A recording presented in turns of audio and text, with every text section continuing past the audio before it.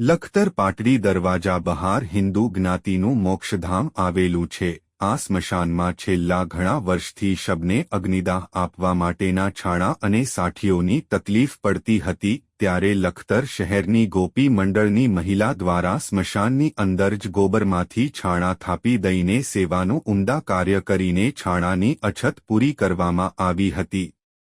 જ્યારે બીજી બાજુ લખતર શહેરની અંદર છેલ્લા ઘણા વર્ષોથી લખતર બુટ ભવાની મિત્ર મંડળ દ્વારા તાલુકાની અંદર અનેક સેવા કાર્યો કરવા માટે તત્પર રહ્યું છે. ત્યારે હાલમાં લખતર મોક્ષધામની પરિસ્થિતિને ધ્યાને લઈને મોક્ષધામની અંદર અગ્નિસંસ્કાર કરવા માટે સાઠીઓની અગવડ ઊભી ના થાય તે માટે લખતર બુટ ભવાની મંડળના સભ્યો દ્વારા સેવાધારી ભાઈઓને સાથે રાખી સાઠીઓ એકત્ર કરવાનો અનોખો ત્રીજી વખત સેવાયજ્ઞ હાથ ધરવામાં આવ્યો હતો. લખતર શહેરમાં આવેલ હિન્દુ જ્ઞાતિના મોક્ષધામની અંદર સીએનજી ભઠ્ઠી કે ઇલેક્ટ્રિક ભઠ્ઠીની કોઈ પણ પ્રકારની વ્યવસ્થા નહીં હોવાથી આજના સમયે લાકડા વડે અંતિમ સંસ્કાર કરવામાં આવી રહ્યા છે.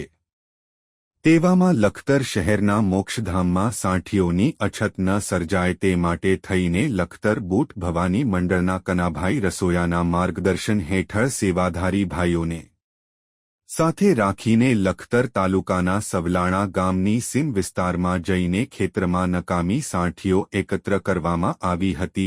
જે સાઠીઓ આજ 4 જેટલા ટ્રેક્ટરમાં ભરી લખતર મોક્ષધામમાં ઠલાવવામાં આવતા આગામી દિવસોમાં સાઠીઓની અછત ન સર્જાય તે માટે આ ભગીરથ કાર્ય હાથ ધરવામાં આવતા ગ્રામજનોએ પણ આ કામગીરીની પ્રશંસા કરી હતી.